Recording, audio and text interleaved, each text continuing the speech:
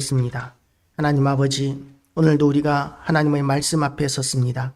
말씀은 생명이고 또한 하나님께서는 말씀으로 온 세상을 창조하셨고 말씀에는 권능이 있음을 믿습니다.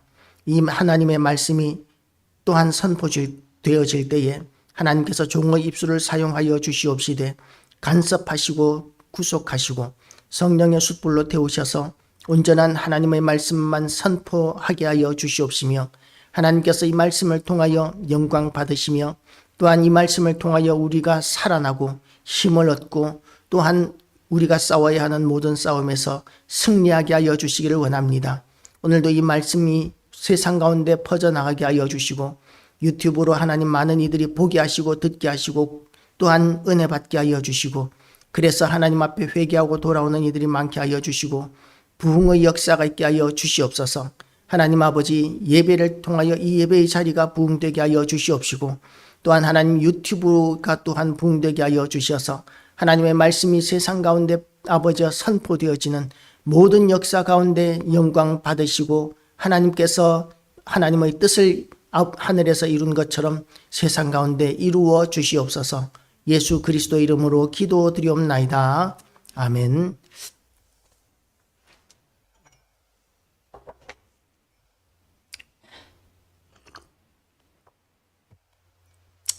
종말의 때가 가까워지면 전쟁과 전쟁의 소문이 이렇게 온 세상에 퍼져나간다고 했는데 사실 전쟁 이야기는 우리가 옛날부터 성경이 기록되던 때부터 시작해서 지금까지 계속적으로 이렇게 이어져 왔습니다. 전쟁이 없던 시기는 거의 없다시피 하죠. 그렇게 전쟁이 많은데 특별히 지금의 큰 전쟁이라고 하면 러시아와 우크라이나의 전쟁이 가장 큰 전쟁이 될 수 있을 것입니다. 처음 전쟁이 시작될 때만 해도 러시아가 우크라이나를 3일이면 정복할 것이다. 우크라이나가 3일이면 항복할 것이다. 전 세계의 전문가들이 다 그렇게 예측을 했었는데 그런데 3일이 아니라 3년째 지금 전쟁을 하고 있습니다. 그런데 그렇게 전쟁을 할 수 있는 이유가 우크라이나 혼자만의 힘이 아니라 그 강한 나라 러시아와 잘 싸울 수 있도록 전 세계 각국에서 많은 무기들을 우크라이나에 보내주고 있기 때문입니다. 그 중에 이제 전차라는 것이 있습니다. 탱크라는 것이 있습니다. 우크라이나에 여러 나라에서 탱크들을 보내줍니다. 미국은 에이브라임 탱크를 보내주고 그리고 독일 같은 경우에는 레오파드 전차를 보내주고 프랑스 같은 경우에는 르클레르 전차를 보내주고 그렇게 세계에서 제일 좋다고 하는 탱크들을 이렇게 우크라이나에 보내줍니다. 그런데 그 정말 튼튼하고 세계에서 제일 좋다고 하는 그런 탱크들이 우크라이나에 가서 별로 힘을 쓰지 못한다고 합니다. 왜 힘을 쓰지 못하느냐 하면 너무 튼튼하게 만들어 놓으니까 이게 너무 무거워서 우크라이나의 기름진 흙토 그 기름진 땅, 그 땅이 곡식을 키우기에는 너무나 좋은 땅이지만 탱크가 굴러다니기에는 너무 무른 땅이 되어서 탱크가 빠진다고 그래요. 땅에 탱크가 빠지니까 제대로 굴러다니지 못하고 제 역할을 못한다라는 그런 이야기를 해외 토픽으로 보았습니다. 그런데 우리나라 탱크는 겉만 이렇게 튼튼하게 하고 속은 최대한 가볍게 해서 우리나라 탱크가 거기에 오히려 합당하다라는 이런 이야기를 들었습니다. 탱크는 지상전의 왕자다라고 이렇게 이야기들을 하는 것이죠. 그래서 많은 대전차 무기들이 만들어지고 있지만 그럼에도 불구하고 아직까지 탱크를 많은 나라들이 새롭게 개발하고 있고 또한 사용하고 있습니다. 그런데 지금 이 에훗이 죽은 이스라엘 자손들의 앞에 지금 하솔이 통치하는 가나안 왕 야빈의 이 손에 철병거 900대가 있다고 그러는데 그것이 지금으로 치면 탱크와 같은 그런 역할을 합니다. 지금으로부터 약 한 600년 전의 이야기라고 봅니다. 700년 전의 이야기로 보는데 700년 전이면 그야말로 청동기 시대에서 갓 벗어나서 철기 시대 겨우 접어드는 시기 정도라고 볼 수 있습니다. 그런데 그런 시대에 철병거가 있다고 하면 그것은 지금으로 치면 엄청난 그 최첨단 병기를 가지고 있는 것이다 라고 생각할 수 있는 것이죠. 그렇게 최첨단의 철병거를 가지고 있는 그런 가나안 왕 야빈이라는 사람이 이렇게 이스라엘을 통치하고 있는데 그 기간이 20년입니다. 20년 동안 이스라엘 자손을 심히 학대하였으므로 이스라엘 자손이 여호와께 부르짖었더라. 그 20년 동안 이스라엘 자손들이 너무 심한 학대를 받았습니다. 이스라엘 백성들이 가나안 땅에 들어갈 때만 해도 가나안 땅의 모든 족속들을 다 지배했었고 그리고 정복할 수 있었습니다. 그런데 하나님의 명령을 어기고 이스라엘 자손들이 그 땅에다가 가나안 백성들을 남겨놓았던 거예요. 남겨놓았더니 그 백성들이 점점 강해지면서 이스라엘을 오히려 지배하기 시작합니다. 억압하기 시작합니다. 또 학대하기 시작합니다. 그런데 그렇게 된 이유가 그들이 강한 가장 중요한 이유가 철병거가 있기 때문이죠. 그런데 왜 이렇게 가나안 백성들이 강해졌느냐 하니까 1절 말씀에 그 답이 나옵니다. 1절에 보니까 에훗이 죽으니 이스라엘 자손이 또 여호와의 목전에 악을 행하매 라고 이렇게 나옵니다. 에훗이 죽으니 이스라엘 자손이 또 여호와의 목전에 악을 행하였다. 하나님 앞에 이스라엘 백성들이 계속적으로 악을 행하고 있는데 그 악이 뭐냐 하면 잘 먹고 잘 살자는 악입니다. 잘 먹고 잘 살기 위해서 이스라엘 백성들, 아니 그 시대의 모든 사람들이 생각하는 잘 먹고 잘 사는 방법은 뭐냐 하면 농사를 잘 짓기 위해서는 농사의 신을 섬겨야 돼. 비를 내리게 하기 위해서는 비의 신을 섬겨야 돼. 그리고 자식을 많이 낳기 위해서는 다산의 신을 섬겨야 돼. 그렇게 그 시대의 사람들은 각 영역을 주관하는 신이 있다고 여겼고 그 영역의 신들을 다 잘 섬겨야 한다라고 그렇게 생각을 했던 것이죠. 그래서 우리나라도 마찬가지지만 아기를 낳지 못하면 그러면 사람들이 이렇게 산에 기도하러 올라가기도 하고 그렇게 아침마다 새벽마다 물 떠놓고 그렇게 성황당에다 대고 기도하기도 하고 빌기도 하고 그렇게 했던 것이죠. 그렇게 했던 이유가 그 각자의 그 신들이 맡은 복이 있다고 생각했기 때문인데 이스라엘 백성들에게는 만복의 근원이신 여호와 하나님이 있음에도 불구하고 여호와 하나님이 아닌 다른 신들을 섬겨야 더 잘 살 수 있게 될 것이라고 생각했던 것이죠. 그것은 얼마나 어리석은 판단인지 모릅니다. 지금 이 시대도 사람들은 잘 먹고 잘 살기 위해서 얼마나 많은 노력들을 하고 있는지 모릅니다. 어제 그 라디오로 어떤 강연을 듣는데요. 강연을 듣는데 지금 이 시대에는 아이들을 많이 안 낳는다고 그래요. 아이들을 많이 안 낳으니까 이제 아이들에 관계되는 산업들, 학원이라든지 뭐 이런 학습이라든지 이런 것들이 점점 더 쇠퇴하게 될 것이라고 생각했다고 그럽니다. 사람들이. 그런데 현상은 어떻게 되느냐 하면 그런 아이들에 관계되는 이런 산업이 점점 쇠퇴하는 것이 아니라 점점 더 고급화되어져 가는 것이죠. 의사 숫자가 지금 늘어난다고 합니다. 그러니까 초등학교 때부터 시작해서 아이들을 의사로 만들기 위해서 의대에 진학시키기 위해서 특별 교육을 시킨다고 그래요. 훨씬 더 많은 비용을 들여서 아이들에게 공부를 시키고 교육을 시키고 하면서 이 아이들 세대에 관계되는 교육에 관계되는 산업에 대한 부가가치가 굉장히 올라가고 있다고 합니다. 그러니까 아이들은 작아지는 대신에 아이들 한 명 한 명이 지불하는 그런 비용을 더 크게 하도록 함으로 말미암아서 이제 그 교육 산업이 계속적으로 성장하고 유지되고 있다라는 것이죠. 그래서 그것이 혁신이라는 것입니다. 혁신. 무엇을 하든지 간에 어떤 위기를 만났든지 간에 그 위기를 만났을 때에 포기하고 절망하는 것이 아니라 어떻게 하면 그 상황 가운데서 잘 살 것인가, 그런 혁신을 이렇게 연구하는데 그런 혁신이 이스라엘 백성들에게는 우상숭배였던 것이죠. 이스라엘 백성들은 진정한 혁신이 있었습니다. 여호와 하나님을 섬기는 것이 진정한 혁신인데, 그런데 여호와 하나님은 옛날부터 섬겨왔기 때문에 구태의원한 것이고, 우상 숭배를 해야 바알이 비를 내려주고, 그리고 농사가 잘 되게 하고 자손이 풍성하게 되고 가축들이 새끼를 많이 낳고 그렇게 된다고 생각했던 것이죠.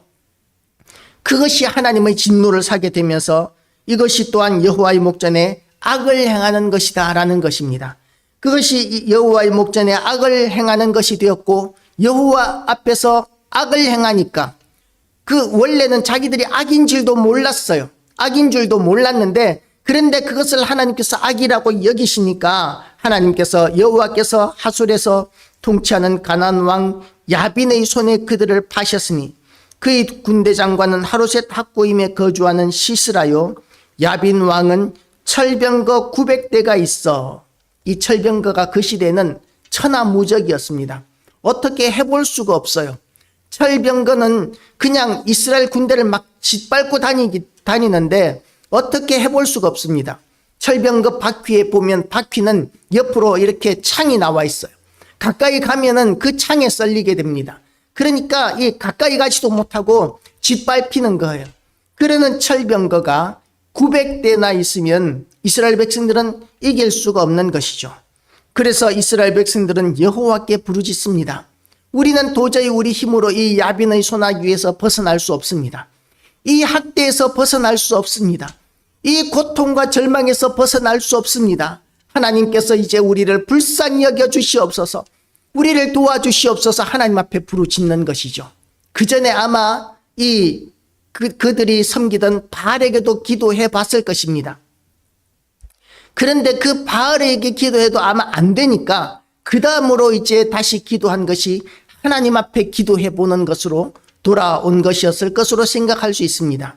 그들은 잘 먹고 잘 살기 위해서 바알을 섬겼었는데, 바알을 섬기니까 더 어려워졌기 때문에 여호와 하나님 앞에 돌아와서 하나님 앞에 부르짖기로 작정한 것이죠. 하나님께서는 괘씸해서라도 좀 더 혼나봐라 하실 수 있을 텐데, 그런데 우리 하나님 얼마나 좋으신 하나님이신지 우리를 불쌍히 여기셔서 이스라엘 백성들의 기도에 응답하십니다. 그래서 사사를 택하셔서 세우시는데, 그 사사가 누구냐 하면 그때의 라빠도스의 아내 여서진지자 드보라가 이스라엘의 사사가 되었는데, 사사 시대가 이제 본격적으로 진행되고 있는데, 그런데 에훗이 죽고 난 뒤에 일어난 사사는 여선지자라는 거예요. 여자 사사. 그 시대의 여자는 그야말로 사람 취급도 받지 못하던 존재였었습니다. 그런데 또 생각해 볼 것이 남자와 여자의 역할의 차이가 있잖아요. 지금 이스라엘 사람들에게 필요한 것은 군대를 이끄는 장군이 필요합니다. 군대를 이끄는 장군이 되기 위해서는 누구보다도 잘 싸울 수 있는 힘이 있어야 근육이 있어야 하고, 무술에 통달해야 하고, 또한 병법에 통달해야 합니다. 그래야 잘 싸우지 않겠습니까? 리더십도 있어야 되고. 그런데 그 시대에 인정받지도 못하던 여자가 만약에 지도자로 앞장서게 되면 사람들이 따라주기나 하겠습니까? 인정하기나 하겠습니까? 그러니까 그런 시대에 지금 이스라엘의 사사로 여자 선지자가 세워졌다는 것이죠. 왜 하나님께서 여자 선지자를 세우셨겠습니까? 왜 사사를 여자로 세우셨겠습니까? 남자들 가운데서 하나님께서 쓰실 만한 사람이 없었다라고 생각하는 것이 합당합니다. 남자들은 여자들보다도 더 방탕하고 더 타락했던 것 같습니다. 그러니까 남자들 가운데서 믿음이 좋은 사람, 하나님께서 일꾼으로 쓰실 만한 사람이 그 시대에 하나님께서 보시기에, 전지하신 하나님께서 보시기에 찾기가 어려우셨던 것이죠. 그러니까 하나님께서 지금 여자 선지자를 세우셨습니다. 여자들이 사실상 믿음은 남자들보다 더 좋아요. 영적으로도 더 민감한 경우들이 많아서 하나님의 음성을 잘 듣고 또한 순종 잘하는 사람들이 많이 있습니다. 그래서 교회 안에는 여자들의 역할이 굉장히 중요합니다. 한국교회가 부흥하는 데 있어서 여자 성도들의 역할이 절대적으로 중요했었습니다. 그런데 전쟁 상황에서는 만약에 여자들이 지휘자가 되면 여군이 만약에 주력군이 되면 그러면 그 싸움에서 이기기가 굉장히 어렵습니다. 왜냐하면 남자와 여자는 힘의 차이가 7대 3 정도 됩니다. 남자가 7 정도의 힘을 쓰면 여자는 3 정도. 그러니까 여자는 남자의 반도 힘을 못 쓰는 거예요. 힘으로 싸워야 하는 전쟁터에서 힘을 남자의 반도 못 쓰는 여자가 이렇게 적군으로 나오면 그 싸움은 얼마나 이 적군의 입장에서는 이 자신감이 넘쳐 흐르겠습니까? 그러니까 그런 싸움을 이제 이스라엘 백성들에게 하나님께서 하게 하시는 것이죠. 아까도 이야기했지만 남자들 가운데는 쓸만한 사람이 없었기 때문에 이스라엘이 그만큼 타락했기 때문에 하나님께서는 여자 선지자를 택하셨다. 믿음이 좋은 사람은 참 여자들 가운데 많이 있었겠지만 지도자로 세울 만한 사람이 이 남자들 가운데는 없었기 때문에 여자 사사를 하나님께서 드보라로 세우셨다. 이렇게 생각하는 것이 합당합니다. 온 세상이 타락하고 하나님을 떠나고 불신앙을 한다 할지라도 우리가 믿음을 회복해야 합니다. 우리가 하나님 앞에 헌신되고 하나님 앞에 귀하게 쓰임 받기 위해서 우리가 준비되면 이 악한 세상 가운데 일꾼이 부족한 이 시대에 하나님께서 우리를 사용하실 것입니다. 하나님께서 쓰실 수 있는 그런 그릇으로 우리를 날마다 준비해 나가시기를 축복합니다. 그때 드보라가 이스라엘의 사사가 되었는데 그는 에브라임 산지 라마와 베델 사이 드보라의 종려나무 아래에 거주하였고 이스라엘 자손은 그에게 나아가 재판을 받더라. 지금은 재판을 한번 하려고 그러면 얼마나 오래 하는지 몰라요. 왜냐하면 증거를 전부 다 봐야 되기 때문에 그래요. 증거들 지금은 전화기 녹취 파일이라든지 서류라든지 또는 대화를 녹음한 것이라든지 여러 가지 이렇게 영상이라든지 이런 수많은 증거들을 다 다루어서 판결해야 되기 때문에 재판이 굉장히 길어지고 있습니다. 그런데 이 시대에는 녹취도 없죠. 휴대폰도 안 쓰지요. 전부 다 이렇게 서로 당사자들의 말만 가지고 재판을 해야 되는 경우들이 많습니다. 그래서 누가 더 말을 더 설득력 있게 잘 하느냐, 그걸 가지고 이제 재판하기가 쉽게 되겠죠. 그런데 그런 그 재판의 자리에 하나님의 사람인 사사 앞에 사람들이 나온 이유가 뭐겠습니까? 사람의 눈으로 보기에는 아무리 믿을 만한 사람의 말을 들어서 재판을 한다 할지라도 말 잘하는 사람이 이기는 거예요. 죄인, 잘못한 사람, 범죄한 사람이 말만 잘하면 잘 빠져나가고 아무리 억울한 상황에 있다 할지라도 말 잘못하면 누명을 뒤집어 쓰고 억울한 판결을 받게 되는 일들이 너무 많은 거예요. 그러니까 하나님의 음성을 듣는 그런 사사의 판결을 받으면 하나님께서 모든 상황을 아시기 때문에 틀림없는 재판을 해 주실 것이다. 이렇게 여겨서 사사에게 이 재판 문제를 가지고 나오는 것이죠. 그래서 그 시대 지도자로서 가장 중요한 역할은 뭐냐 하면 재판하는 일이었습니다. 다른 통치하는 일들은 별로 없었어요. 나라를 지킨다든지 행정을 한다든지 이런 일들은 그 당시의 지도자들에게는 별로 없었습니다. 지금은 국가 지도자가 되면 할 일이 얼마나 많습니까? 국방, 외교, 경제, 이런 문화, 이런 수많은 영역에 있어서 이 지도자가 해야 될 일들이 많이 있지만 그 시대 지도자의 해야 할 가장 중요한 일은 재판이었습니다. 판사가 하는 일이 아니라 국가 지도자가 재판을 해야 했던 것이죠. 그런데 그 지도자로서 하나님께서 여자 사사를 세우셨습니다.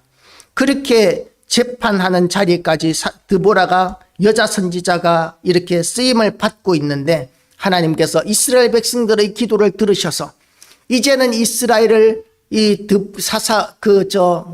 가나안 왕 야빈의 손에서 건져내어야 되겠다. 그렇게 하나님께서 작정하십니다. 이스라엘 백성들이 기도를 얼마나 많이 했겠습니까? 하나님께서 때로는 기도하자마자 바로 이루어 주시는 것도 있지만 때로는 하나님께서 오랫동안 기다리셨다가 그 많은 기도가 쌓이고 난 다음에 응답해 주시는 경우들이 있습니다. 하나님의 응답은 우리가 생각하는 것만큼 그렇게 단순하지 않은 경우들이 많아요. 아주 큰 걸음으로 이렇게 황새 걸음처럼 크게 황새가 한 걸음 걸으려고 그러면 병아리가 걷는 것과 비교도 안 될 만큼 그렇게 큰 걸음을 걷는데 그 걸음의 한 걸음의 시간이 많이 걸리잖아요. 병아리는 쫑쫑쫑쫑 이렇게 걸어가는 게 발이 보이지 않을 정도로 그렇게 갈 수 있지만 그러나 그 거리는 얼마 안 되지 않습니까? 그 쫑쫑쫑쫑 걸어가는 다리가 짧기 때문에 하나님은 그 병아리의 걸음을 사용하실 때도 있고 황새의 걸음을 사용하실 때도 있는데 그래서 하나님께서 응답하시는 그 방법을 우리가 예측할 수는 없습니다. 그러면 하나님께서 응답하실 것에 대해서 우리는 어떤 태도를 가져야 하느냐 하면 분명히 하나님께서는 응답하신다는 믿음의 눈으로 하나님을 바라보아야 합니다. 하나님께서는 분명히 역사하신다는 믿음의 눈으로 우리가 하나님을 바라보아야 한다는 것이죠. 하나님께서는 드디어 20년 만에 이스라엘 백성들이 고통당하고 시련당하는 그 불행한 20년 만에 이제 하나님께서는 사사 드보라를 명하셔서 이스라엘 백성들을 구원하기로 작정하십니다.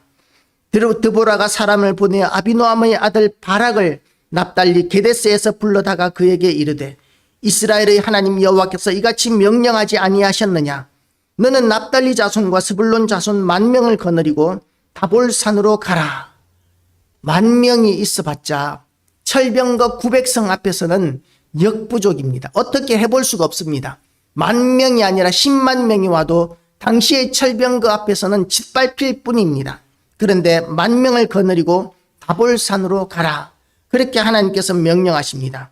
내가 야벤의 군대장관 시스라와 그의 병거들과 그의 무리를 기손강으로 이끌어 내게 이르게 하고 그를 내 손에 넘겨주리라 하셨느니라. 그러니까 이 바락이 뭐라고 이야기합니까? 바락이 그에게 이르되 만일 당신이 나와 함께 가면 내가 가려니와 만일 당신이 나와 함께 가지 아니하면 나도 가지 아니하겠노라 하니 하나님께서 바락을 부르셨습니다. 그리고 사명을 주셨습니다. 그리고 이기게 해주시겠다고 약속까지 하셨습니다.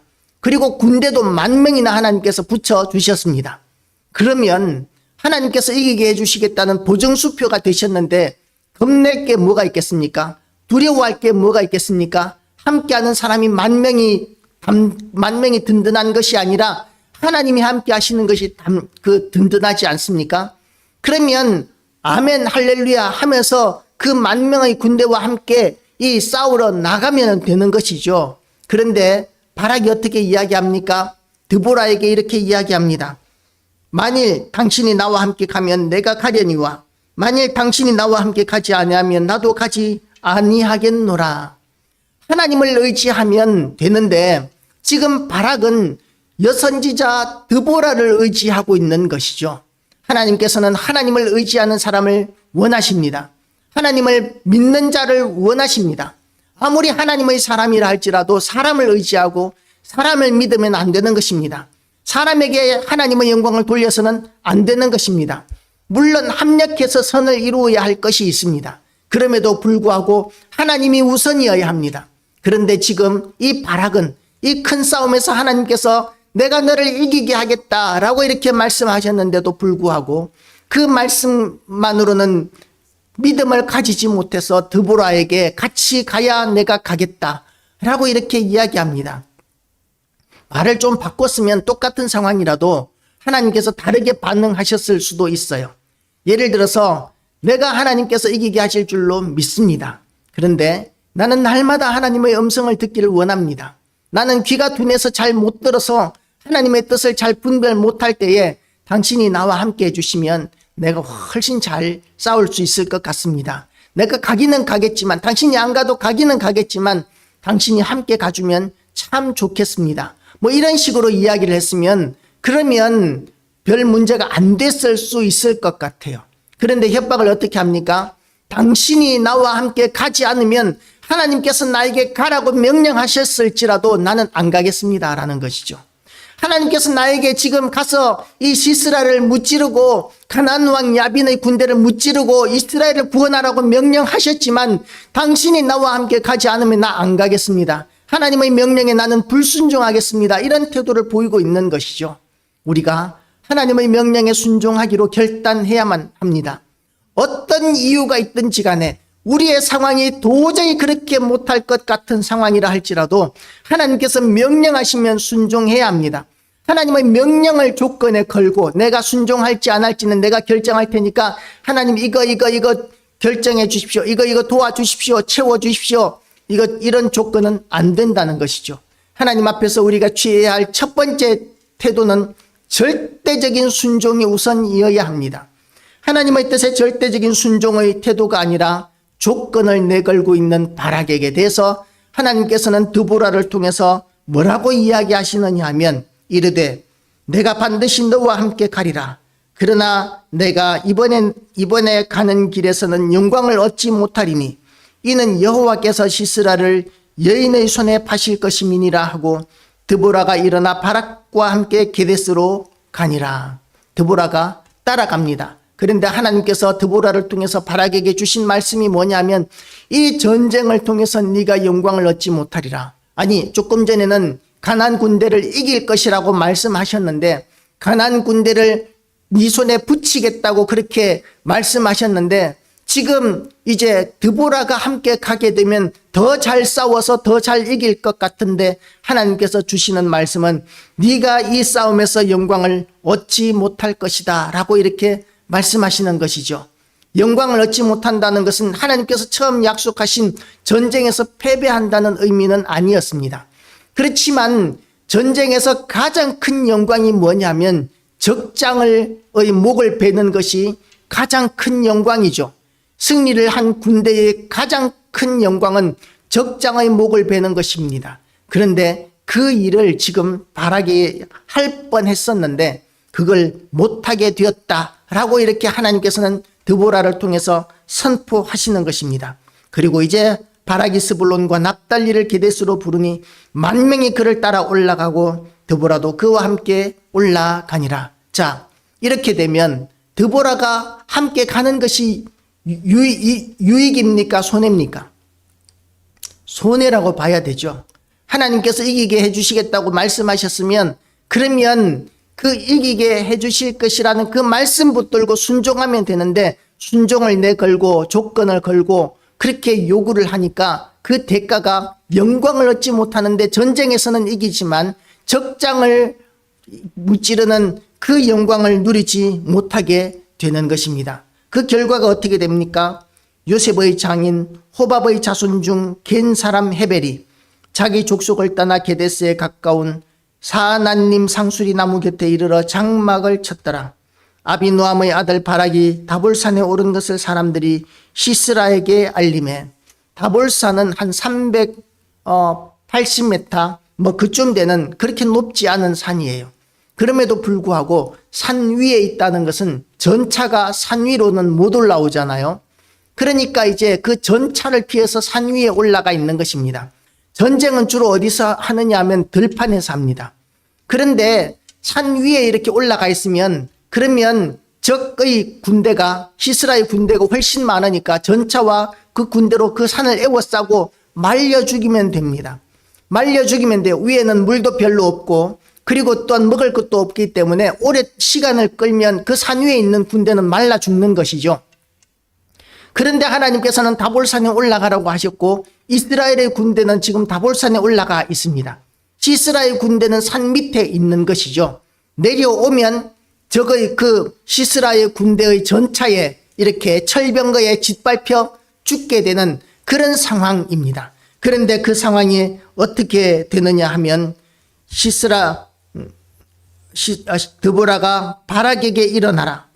이는 여호와께서 시스라를 내 손에 넘겨주신 날이라. 여호와께서 너의 앞서 나가지 아니하시느냐 하는지라. 이에 바락이 10,000명을 거느리고 다볼산에서 내려가니. 왜 내려왔겠습니까? 15절 다시 여호와께서 바락 앞에서 시스라와 그의 모든 병거와 온 군대를 칼날로 혼란에 빠지게 하시매 시스라가 병거에서 내려 걸어서 도망한지라. 바락이 그의 병거들과 군대를 추격하여 하루 셋 학고임에 이르니 시스라의 온 군대가 다 칼에 엎드려졌고 한 사람도 남은 자가 없었더라. 지금 상황은 이스라엘 군대 10,000명이 내려오면 들판에서 시스라의 군대가 지금 전차를 앞세워 가지고 이스라엘 군대를 짓밟아야 이야기가 정상적인 상황인 것이죠. 그런데 하나님께서 이스라엘 군대를 내려가라고 말씀하셔서 순종해서 내려갔는데 어떻게 됐습니까? 절대적으로 이길 수 없는 이스라엘 군대가 이긴 거예요. 어떻게 이겼습니까?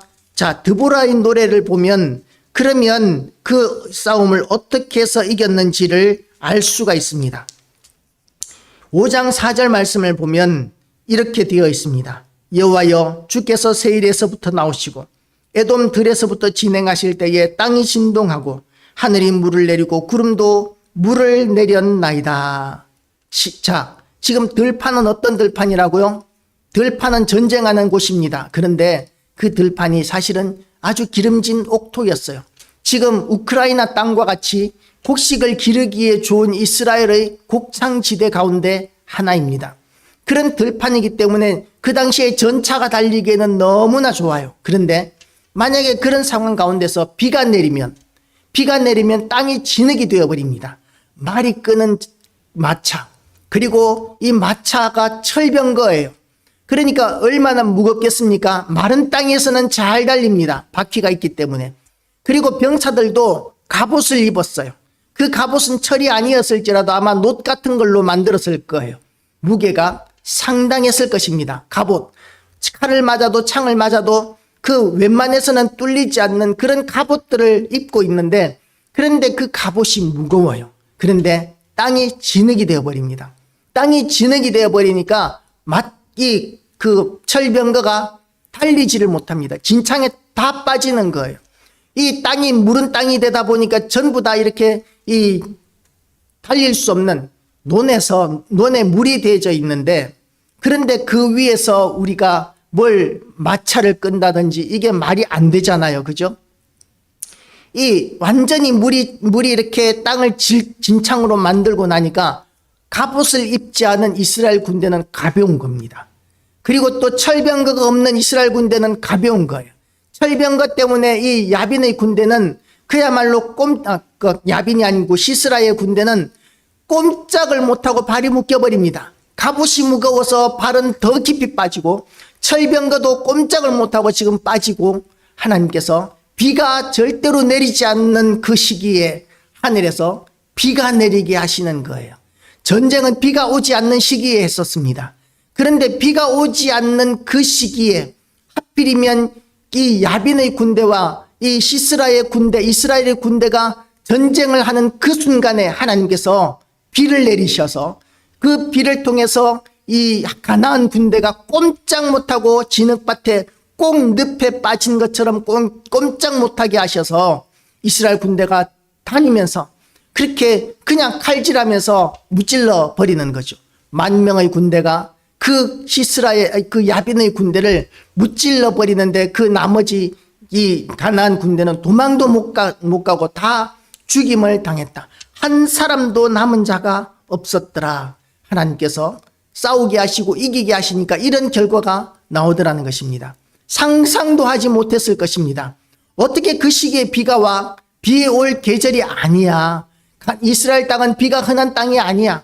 이스라엘 땅은 이른 비 한 번 오고 늦은 비 한 번 오고 그 나머지 날에는 거의 이슬로 농사를 짓는 땅인데 어떻게 비가 와? 그때는 절대로 비가 오는 때가 아니야 라고 이렇게 이야기하던 때에 하나님께서 비를 내리시는데, 엄청난 비를 내리셔서 이 가나안 군대가 꼼짝도 못하게 하셔서 그들을 진멸하게 하시고 이스라엘 군대가 이기게 하셨습니다. 우리가 이렇게 승리를 누리기 위해서는 어떻게 해야 하겠습니까? 하나님께서 하신 말씀은 진리다. 하나님께서는 말씀하신 것을 기어이 이루신다 라는 것을 우리가 믿어야 한다는 것이죠. 하나님의 약속의 말씀을 우리가 믿어야 하는 것이고, 두 번째가 우리가 또 행해야 되는 것이, 승리를 쟁취하기 위해서는 하나님의 명령에는 절대 순종해야 한다라는 것입니다. 하나님의 명령에 순종할 때에 우리는 하나님께서 주시는 승리를 누릴 수가 있습니다. 우리는 다 승리하기를 원하지만 그 승리를 위해서 우리가 인간적인 방법들, 인간적인 요령들을 사용할 때가 많이 있습니다. 그런데 그런 인간적인 방법과 요령을 사용한 이스라엘은 어떻게 되었습니까?